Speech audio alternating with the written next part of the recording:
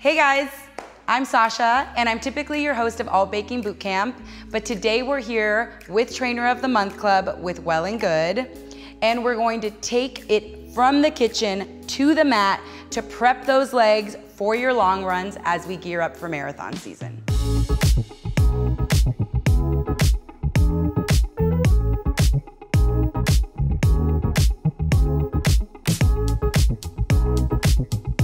When we're in the thick of marathon training, those long runs tend to get longer and longer and longer. And that means you need to build endurance in each one of your legs. And this workout is gonna give you just that. As we target one side of the body to build heat, build strength, build muscle, and finally hit muscle failure, then we'll swap to the other side, because as you run, one leg is hitting the ground while the other leg is moving forward. So running is technically a single leg movement, and we wanna make sure both of those legs are prepped for each one of those long runs. All right, so we'll begin with alternating tabletops here, and that's just gonna begin to challenge your balance on one leg as we open up the hips and the glutes on the opposite leg. You'll start by standing on one leg, pulling the opposite ankle up to hip height, pushing down through your knee, and then switching sides. You wanna come with an upright chest, rolled back shoulders, and exhale once you get up to hip height. And as you get here, you'll notice that one leg is going to be working to keep your body upright and find that balance as you fold into tabletop. Perfect. I like to keep my foot flexed as I lift it up.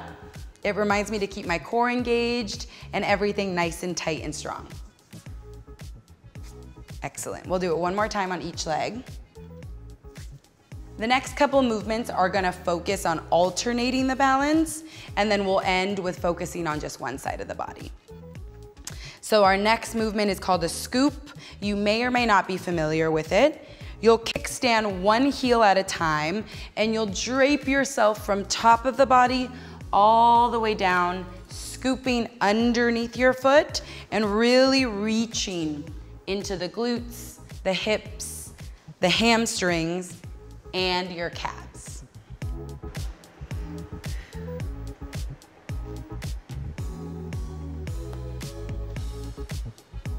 All right.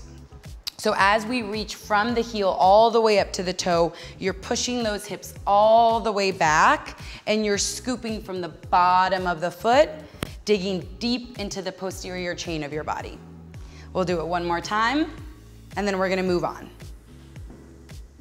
All right, next movement is gonna be a quad pull with a calf raise. You'll pull your heel towards your butt, stretching your quad, and you'll lift up onto the opposite toes to activate those calves. It's a bit of a balancing act, so take your time, get comfy with it, and if you tend to lose your balance a little bit, that's okay, that's what we're here for. I like to exhale as I lift up onto the ball of my foot and really brace my core as I reach my hand up to the sky. All right, we'll do it one more time on each leg, and then we're gonna move on. Okay, so the next movement we have will take us into 4 straight minutes of just the left side. So what I want you to focus on is shifting the weight onto the left foot, really grounding yourself through your heel, and all we're going to do is take it to a hinge where we reach the inside hand and drive through the outside. So you're almost emulating what a sprinter would do, and you're creating momentum in opposing direction that is really challenging for the balancing leg.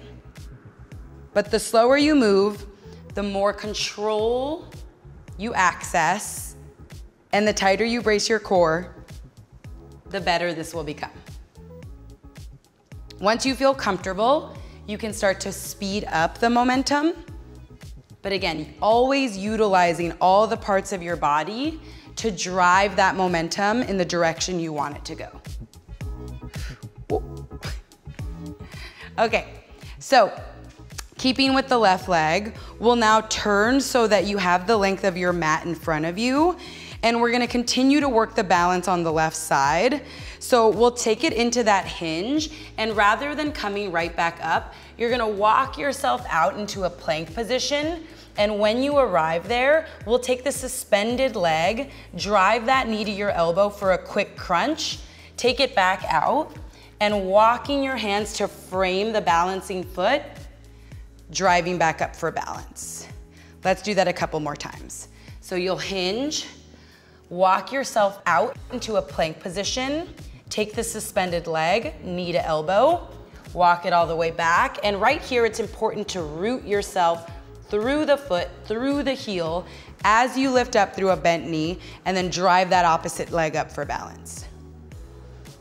You should be able to feel this warm up the glutes, the hamstrings, the quad, the core, basically your whole body.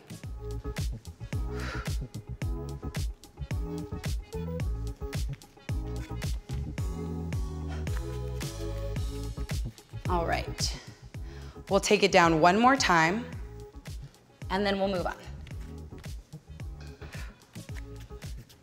All right, coming up to standing, both feet back on the ground. All right, so we're gonna take it to a modified side plank. Right now, your left leg should have built quite a bit of heat from the last two movements. So what we're gonna do is elbow to the mat, bottom knee to the mat. We'll extend the top leg, but we'll feel fully supported by keeping our elbow and our knee down. You wanna lift the hips up, and now we're gonna go for a bit of a combination move. So first we'll bring knee to elbow, extend it out nice and long, and then we'll bring hand to toe.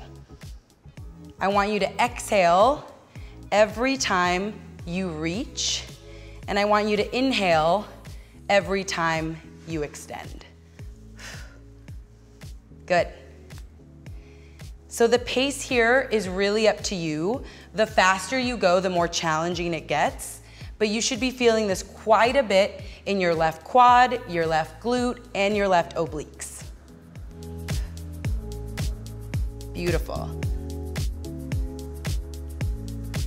All right, we've got just a couple more here.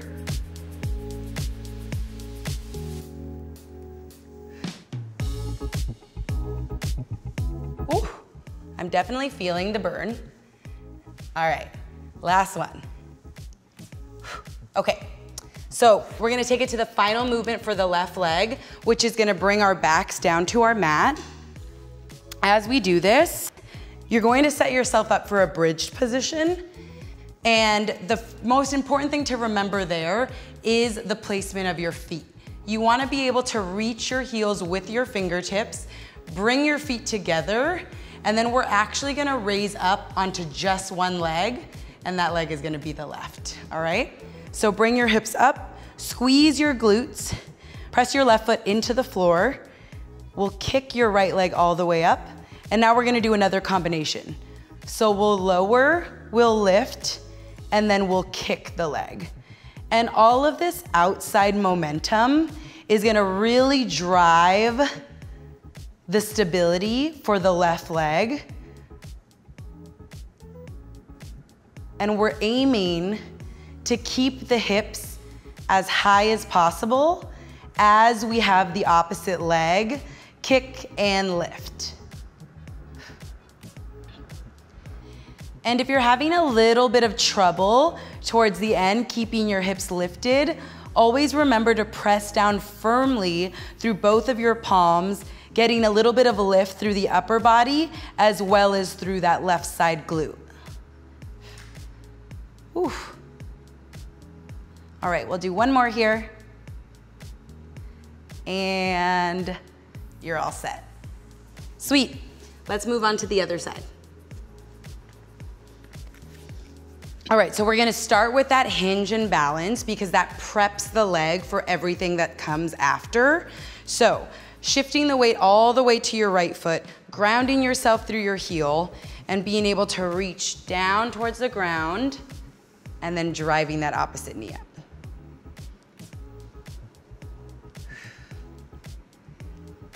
Again, as you bring that opposite knee to hip height, I want you to flex your foot as that's gonna help you balance and access some of the lower abdominal strength that's gonna keep that balance. Don't forget to breathe. Breathe in, breathe out, and smile. Good. So as you do this, the ankle might feel a little bit wobbly.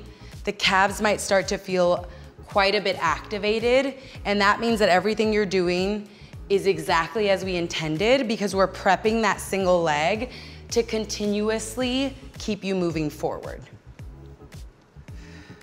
One more. Okay, now we'll take it to the side of the mat. We'll move on to your single leg inchworm with a crunch, and it starts just the way our hinge did. We'll take it one step further, walk it out to a plank, crunch your left knee to your left elbow, root yourself down before you stand up.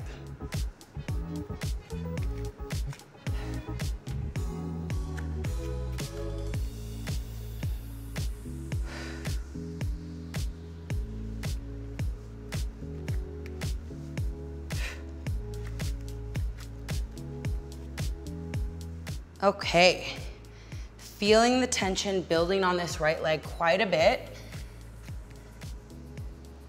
Making sure that we are fully engaged in the core as we drive that knee in for our crunch. And we'll hit it one more time on this side before we move on to the next.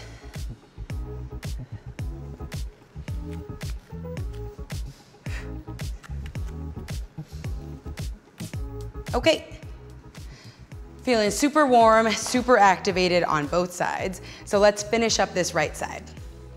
We're gonna take it all the way down to the mat. Modified side plank again. Elbow right underneath your shoulder, knee right underneath your hip. We'll lift up through the hips, thrust forward through the glutes, and you can extend that top leg and top arm. So we'll take it to our combination, knee to elbow, extend, hand to foot, and extend. The objective here is to keep those hips as high as possible and your glutes as engaged as possible. So as we move all of your long limbs all around your body, that center of the body is what's really working to keep control.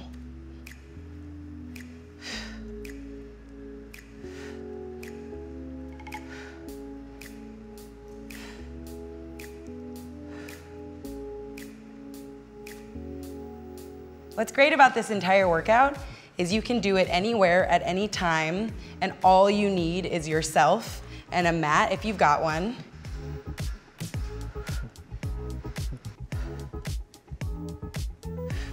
Okay, feeling all of that heat building on the right side. We're gonna finish this thing off on our backs, making sure that your heels are within your fingertips reach, bringing both of your feet together, creating a nice long unit throughout your body. We'll lift up through the hips, press down through the palms of the hand, and extend your left leg up to the sky. Squeezing those glutes all the way up. We'll lower the leg, and then we'll kick the leg. Any variation of movement here in the extended leg is what's gonna challenge the balancing leg on the bottom, and your objective is always to keep those hips as high as possible and those glutes as engaged as possible.